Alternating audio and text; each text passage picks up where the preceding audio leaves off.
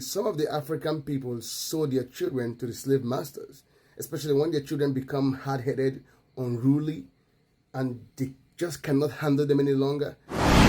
Hey guys, how you doing today? My name is Austin Okeke. I'm from Nigeria, but I live in Trinidad and Tobago.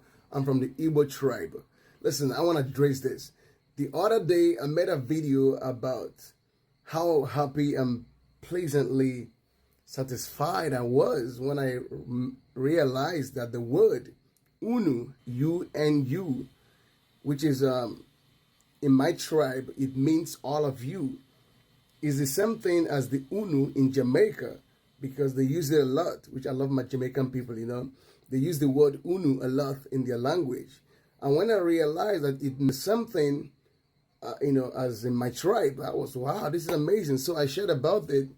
I have a lot of Jamaican folks who are also very, very receptive of that information.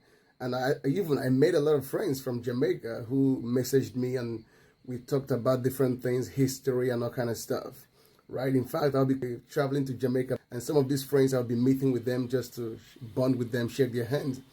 While there were other Jamaican friends of folks who were dropping some comments, telling me, hey, so you didn't know about slavery? Are you now getting to realize about slavery? I said, what? What are you talking about?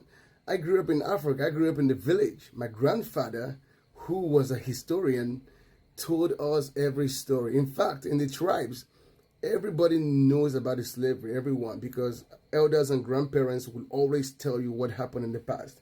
In fact, my grandfather will always straighten us whenever we start to misbehave and become unruly. He will say to us in our language, Yauru nambo erewagishi. Yauru nambo erewagishi. Which means, if it was in the olden days, if it was back in the days, you will be sold.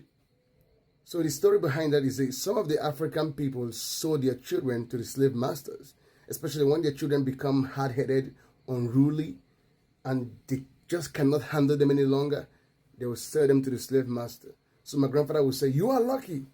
If it was in the olden days, you'd be sold. We would just laugh at it. He was just joking. And at the same time, passing knowledge down to us. I know about the story of slavery. I know everything, Even in school, it's being taught in school. We learned about it very much well in the schools.